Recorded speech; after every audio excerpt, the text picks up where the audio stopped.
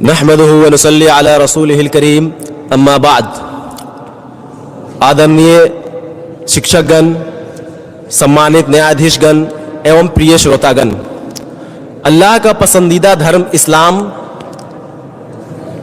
शांति एवं सुरक्षा का धर्म है और ये दुनिया में रहने वाले सभी लोगों को उनके सम्मान, जीवन तथा गरिमा की सुरक्षा का आश्वासन एवं प्रत्याभूति देता है, चाहे उनका धर्म, रंग और नस्ल कुछ भी हो।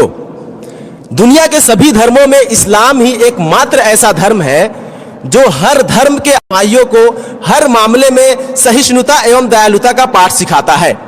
इस्लामी राज्य में रहने वाले गैर मुस्लिम अल्पसंख्यकों के सम्मान, जीवन तथा उनके अधिकारों की रक्षा करना सामान्य रूप से मुसलमानों और विशेष रूप से इस्लामी राज्य का कर्तव्य है।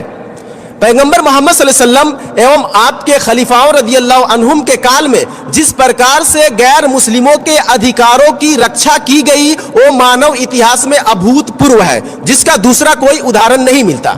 मित्रों, जैसा कि आप सभी इस बात से अवगत हैं कि आज के वार्षिक प्रतियोगिता प्रोग्राम में हमारा विषय है इस्लाम में गैर मुस्लिमों के अधिकार। तो आइए हम इस्लाम के दो मुख्य स्रोत कुरान एवं हदीस के माध्यम से इस विषय पर प्रकाश डालने का प्रयास करते हैं।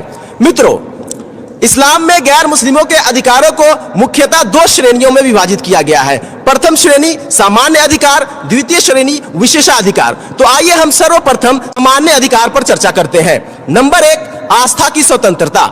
गैर मुस्लिमों को अपने अनुष्ठान और बिना किसी दबाव के अपने धर्म का पालन करने का अधिकार है। जैसा कि सर्वशक्तिमान अल्लाह ने कुरान में कहा, ला इकराह फिद्दीन, के धर्म में कोई जबरदस्ती नहीं। और दूसरी जगह कहा, वलौ शाअ रब्बुका लआमन मन फिल अर्दि कुल्लुहुम जमीआ, यदि तुम्हारा प्रभु, यदि तुम्हारा ईश्वर, यदि तुम्हारा अल्लाह चाहता तो इस धरती पर, इस पृथ्वी पर सब के सब लोग मुसलमान हो जाते। नंबर 2, मधुर व्यवहार। इस्लाम ने मुसलमानों को गैर मुस्लिमों के साथ अच्छे व्यवहार करने की शिक्षा दी है और इस अच्छे व्यवहार में गैर मुस्लिमों के प्रति दयालु होना, उनके साथ सहानुभूति रखना, उनमें जो असहाय है उनकी सहायता करना, उनमें जो भूखे हैं उनको खाना खिलाना और उनके अधिकारों एवं परिवारों की रक्षा करना शामिल है। जैसा कि सर्वशक्तिमान ईश्वर ने, अल्लाह ने कुरान में कहा, ला यनहाकुमुल्लाहु अनिल लदीन लम युकातिलूकुम फिद्दीन व लम युखरिजूकुम मिन दियारिकुम अन तबर्रूहुम व तुक़सितू इलैहिम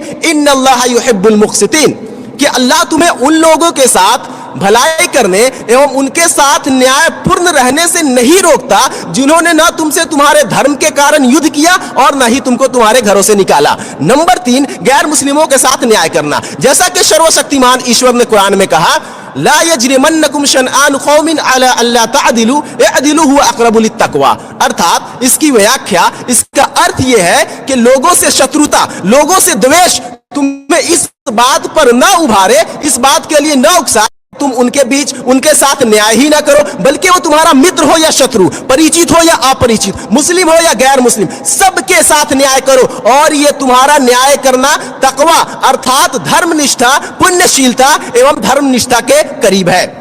नंबर 4, गैर मुस्लिमों पर अत्याचार न करना। जैसा कि ईश्वर के दूत अल्लाह के रसूल सल्लल्लाहु अलैहि वसल्लम ने कहा, अला मन ज़लम मुआहदन अव इंतक़सहु अव कल्लफहु फौक़ ताक़तिही अव अख़ज़ मिन्हु शैअन बिग़ैरि तीबि नफ़्सिन फ़अना हजीजुहु यौमल क़ियामा। अर्थात जो कोई भी अनुबंध करता गैर मुस्लिमों पर अत्याचार करता है या उस पर उसकी क्षमता से अधिक बोझ डालता है या उसकी सहमति के बिना उससे कुछ लेता है, तो मैं क़यामत अर्थात पुनरुत्थान के दिन उसका प्रतिद्वंदी रहूंगा।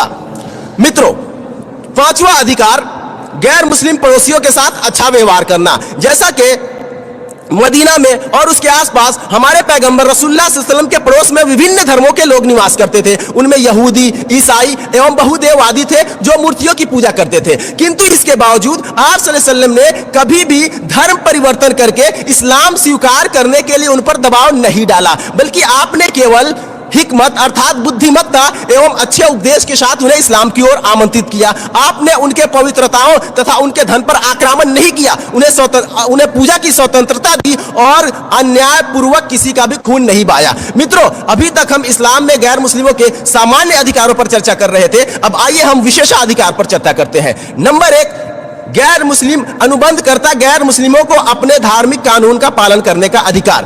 गैर मुस्लिमों की व्यक्तिगत स्थितियां जैसे विवाह, तलाक एवं विरासत के संबंध में उनकी अपनी अदालतें हैं, उनके अपने धार्मिक मान्यताएं हैं और उन्हें अपने धार्मिक मान्यताओं के अनुसार जो भी स्वीकार्य तथा वैध प्रतीत होता है उन्हें उसका पालन करने का अधिकार है, उन्हें उसका पालन करने की स्वतंत्रता है और इसके लिए उन्हें दंडित नहीं किया जा सकता। नंबर 2, उनके आपस के अनुबंध, संबंध, व्यवहार या जो सामाजिक परंपरा है वे वैध है और उनके द्वारा इस्लाम का उल्लंघन इनकी वैधता को प्रभावित नहीं करता। इसका प्रमाण अर्थात इसकी दलील यह है कि ईश्वर के दूत अल्लाह के रसूल सल्लल्लाहु अलैहि वसल्लम ने यहूदियों से खरीदारी की, उनसे उधार लिया एवं अपना जीरा अर्थात अपना कवच उनके पास गिरवी रखा। नंबर 3, गैर मुस्लिमों को अपने धर्म के अनुसार शादी करने का अधिकार। जैसा कि इमाम इब्न अल क़य्यिम ने अपनी पुस्तक अहकाम अहले ज़िम्मा में कहा कि इस्लाम के किसी भी इमाम ने यह निर्धारित नहीं किया, यह सिद्ध नहीं किया है कि गैर मुस्लिमों के विवाह अमान्य है और कोई भी ऐसा नहीं कह सकता है। मित्रों, ये थे इस्लाम में गैर मुस्लिमों के बहुत सारे अधिकारों में से कुछ अधिकार जिन्हें समय के अभाव के कारण बहुत ही संक्षिप्त में मैंने आप सबों के समक्ष रखा। इस विषय का विस्तार पूर्वक अध्ययन करने हेतु आप अरबी भाषा में शेख सालेह बिन हुसैन अल आयद की पुस्तक हुकूक गैर मुस्लिमीन फी बिलादिल इस्लाम एवं उर्दू भाषा में इस्लामी मुआशरे में गैर मुस्लिमों के हुकूक व फराइज, अकलियतों के हुकूक और एवं अकलियतों के हुकूक एवं गैर मुस्लिमों से ताल्लुकात और उनके हुकूक जैसी पुस्तकों का अध्ययन कर सकते हैं। अंत में मैं अल्लाह से प्रार्थना करता हूँ कि अल्लाह हमें गैर मुस्लिमों के अधिकारों की रक्षा करने वाला बनाए एवं उनके साथ साथ जिनके भी अधिकार हमारे ऊपर है उन सब के अधिकारों के रक्षा के लिए हमें प्रतिबद्ध करे। वस्सलामु अलैकुम।